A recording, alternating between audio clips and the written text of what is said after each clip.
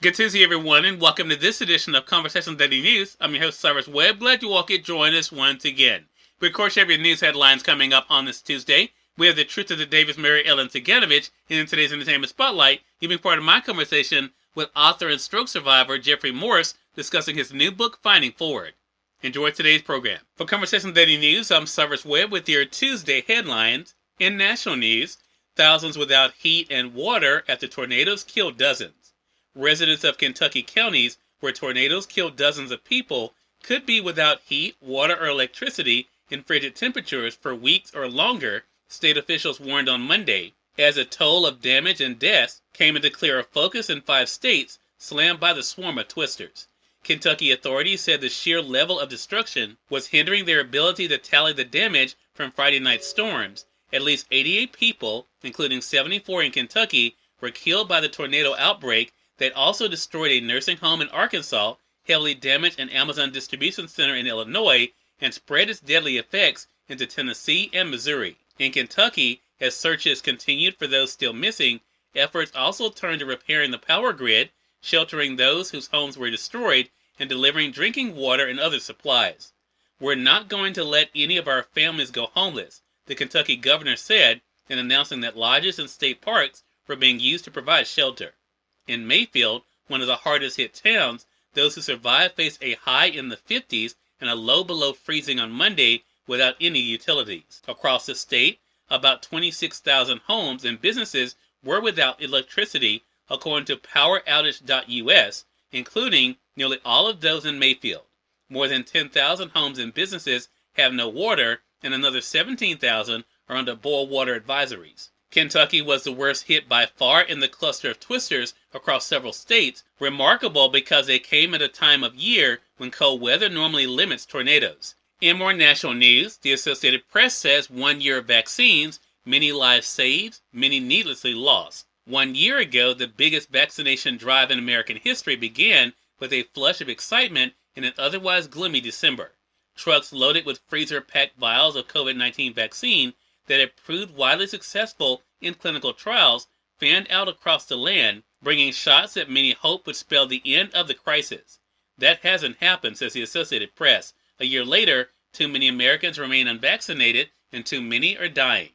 The nation's COVID-19 death toll stands at around 800,000 as the anniversary of the U.S. vaccine rollout arrives. A year ago, it stood at 300,000.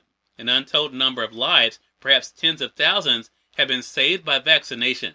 But what might have been a time to celebrate a scientific achievement is fraught with discord and mourning. National Institutes of Health Director said scientists and health officials may have underestimated how the spread of misinformation could hobble the astounding achievement of the vaccine. Deaths continue, most of them unvaccinated, most of the unvaccinated because somebody somewhere fed them information that was categorically wrong and dangerous, said the director. Developed and rolled out at blistering speed, the vaccines have proved incredibly safe and highly effective at preventing deaths and hospitalizations. Unvaccinated people have a 14 times higher risk of dying compared to fully vaccinated people, the Centers for Disease Control and Prevention estimated based on available data from September. Their effectiveness has held up for the most part, allowing schools to reopen, restaurants to welcome diners, and families to gather for the holidays. At last count, 95% of Americans 65 and older had had at least one shot. In more national news, Chauvin expected to plead guilty in Floyd's civil rights case. Former Minneapolis police officer Derek Chauvin appears to be on the verge of pleading guilty to violating George Floyd's civil rights, a move that would remove him from a federal trial but could significantly increase the amount of time he'll spend behind bars. A notice sent out Monday by the court's electronic filing system shows a hearing is scheduled for Wednesday for Chauvin to change his not guilty plea.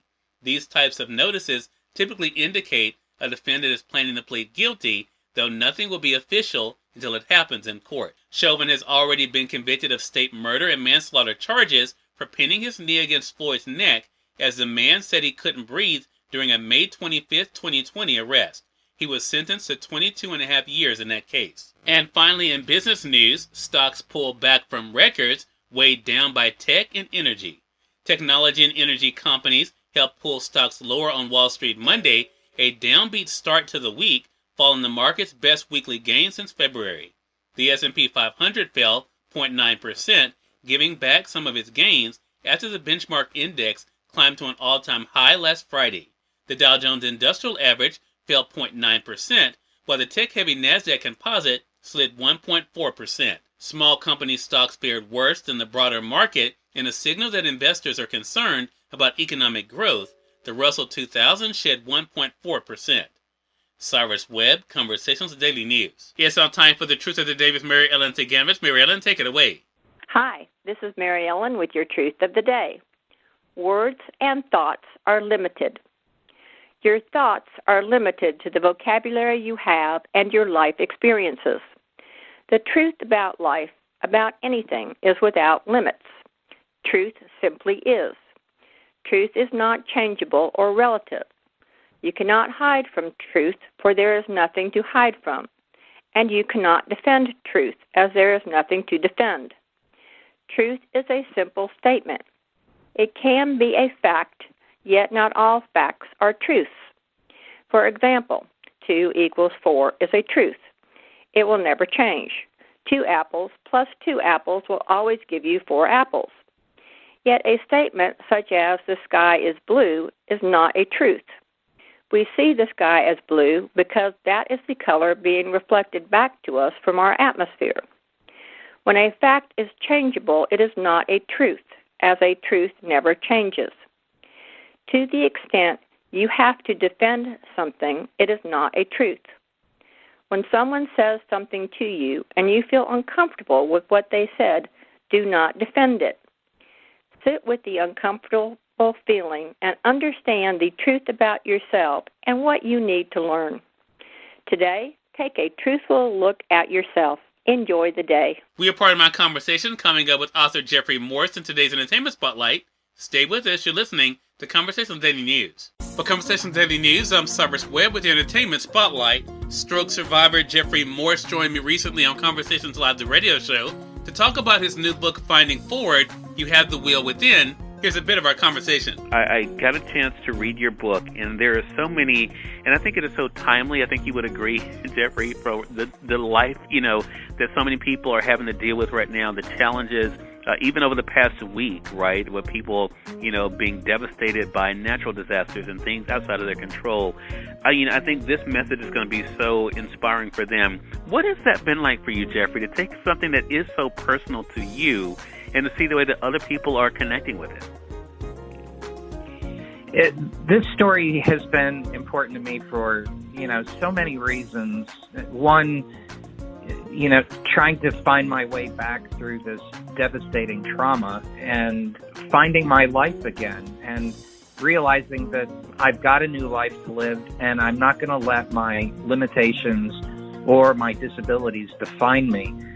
One of the things that I've really noticed over the last year or so with the pandemic, for instance, is how my paralysis or the paralysis I was going through kind of parallels what we're all going through right now in the world with the pandemic.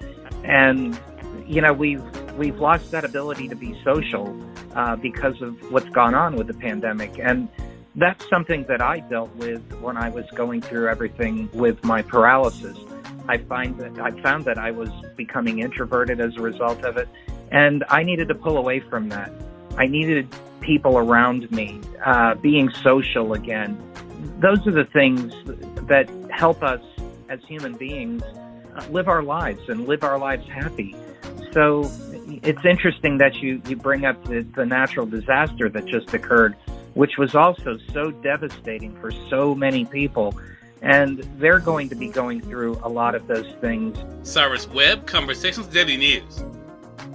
We thank you all for tuning into this edition of Conversations Daily News. We'll be back to you guys on tomorrow's more news, Truth of the Day with Mary Ellen Ciganovich, and of course your Entertainment Spotlight.